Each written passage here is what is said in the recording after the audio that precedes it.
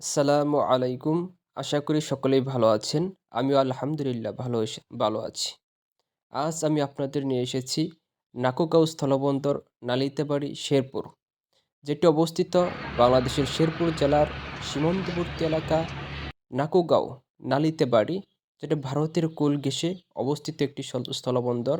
এখান থেকে ভারতের বিভিন্ন গাড়ি, বালুর ট্রাক, বিভিন্ন মানুষজন দেখা যায় এবং পাশেই অবস্থিত ভারতের যে পাথরগুলো রয়েছে, পাথর ভাঙানোর মেশিন এবং বিভিন্ন মানুষ কর্মব্যস্ত পাথর ভাঙানোর কাজ করছে।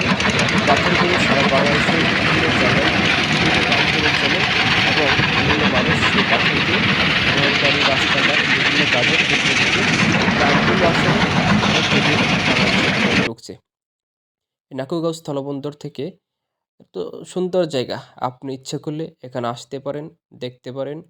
আপনার পরিবার পরিজন যারা আছে তাদেরকে নিয়ে আসতে পারেন। ধন্যবাদ।